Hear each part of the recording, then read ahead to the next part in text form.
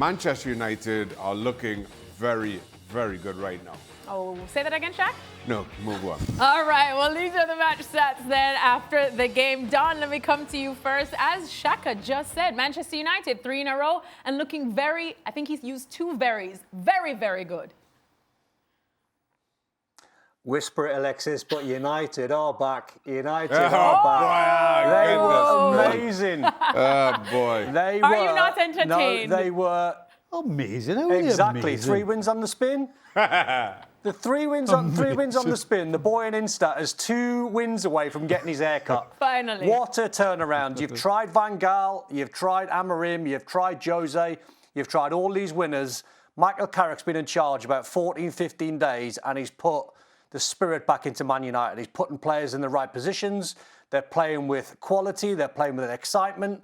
I thought Fulham, to be fair, them were pretty good second half, but Ahmad was amazing today. I thought Kobbie Mainoo in the middle of the park, excellent. Bruno, excellent. They're a forward-thinking team all of a sudden. They're not just slow and pedestrian. Casemiro, superb. I think the job that he's done in the short term, Michael Carrick, has been outstanding. Stevie, I think you're going to give me you're going to bring me back down to earth slightly now, because as Don said amazing, you said not amazing. No, not yet, not yet. I think there's absolutely no question that Michael Carrick, in the 14 days that he's been there, has absolutely worked a miracle. I mean, the difference in this side to when Amorim was in charge. What's been the biggest difference to you? Well, there's a freedom about the way they play the game. I mean, going forward, I mean, I agree with Don. I mean, Ahmad gave Robinson heart attacks today. I mean, every time he ran at him, he looked as though he was going to just take the mickey at him. And Cunha with a fantastic goal. And Buena's a danger. He finds space when they're on the counter-attack. And we know how good Bruno Fernandes is. So, listen, going forward, they're like a breath of fresh air going forward. However, they've still got problems through the middle. You know, teams can get at that back 4 too easily still.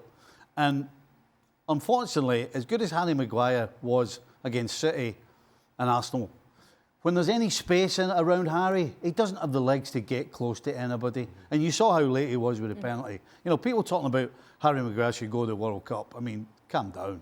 You know, Harry's okay when there's a good shape and it's all nice and tight and there's not a lot of space. But when the rest of his teammates are going forward, and the way that they're going forward under Carrick means that Harry Maguire is going to be under a lot of pressure, because when they do turn the ball over, and Fulham got at them quite a lot today. I think particularly in the first half they were wasteful with the opportunities they had in the attacking third. But yeah, going forward, Man United, breath of fresh air. But they still got problems defensively through the middle of the park and that back line. And Shaka, you pointed out those very problems, because you said, how is Raul Jimenez just allowed to run right into the box like that? Of the back of Dalot. And to Stevie's point, while you could criticise Maguire and his lack of pace, I don't think that's come as anything of a secret. You've got Dalot out on that right-hand side. One responsibility is Raul Jimenez, who he just allows to drift in behind him, and Maguire now has to try and make up that space. And I thought that was really poor from Dalot in particular. I know Harry Maguire will get criticised for it, but I thought that was really poor on Dalot. For me, I thought Fulham were much better in the second half. I thought they sat deep and allowed Manchester United possession and position in the first half. And as the game started to run away from them, now in the second half, they've got to start to press a little bit higher up, put Manchester United under a bit more pressure, and we're rewarded for it. And lucky not to be coming away from Old Trafford with at least a point, but for that Sesko finish. But even to that point, and I mentioned it during the highlights, Sesko hits the crossbar with his first touch. I think that would have made it 3-0, and certainly the game would have been over. So to Fulham's credit, they dragged themselves back into this game. But I think the bigger story here is Manchester United. It's one thing about being motivated to play against Arsenal and Manchester City. It's another at home to Fulham. And we all said, as good as results as those two were, it's what you do with those results that counts. Manchester United dropped points here. We would be critical, and rightly so.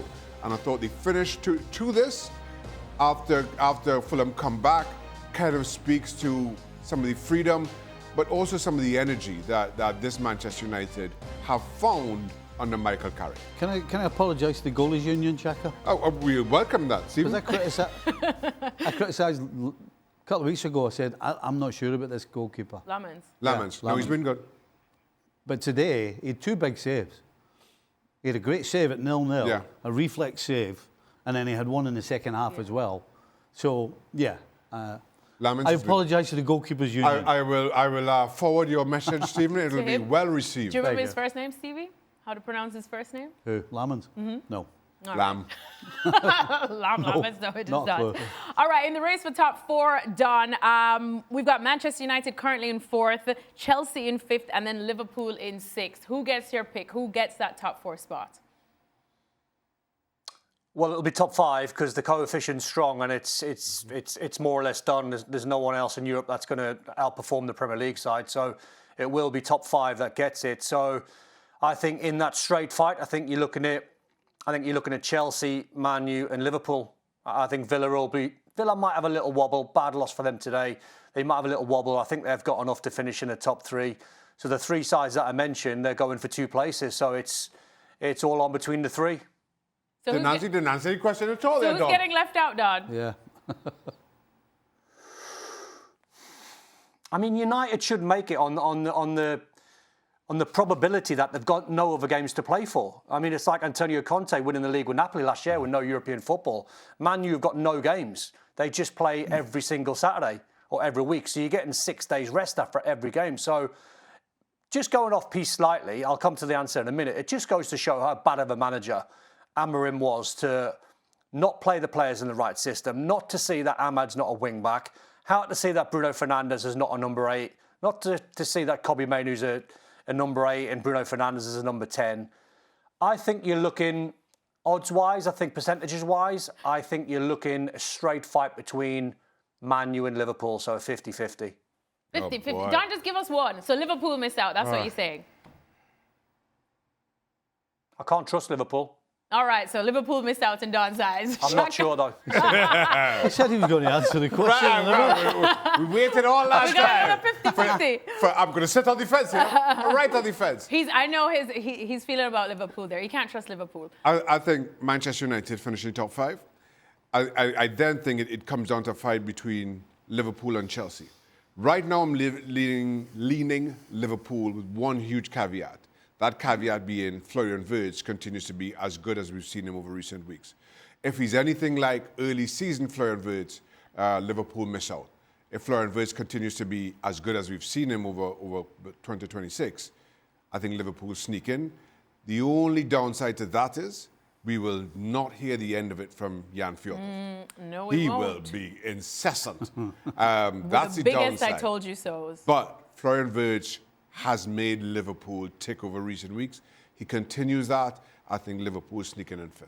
I think Jurgen Klinsmann will Has also Shaka get on our actually case. answered the question there, Alexis? He Yes. did. He Has he feels answered the Liverpool question will there, miss Shaka? out. No, I said Liverpool that what you said, Shaq? Liverpool will get to the top 5 And- as long as Florian Wirtz continues being as good as he is. So Chelsea miss out for you. Chelsea miss out. There we go.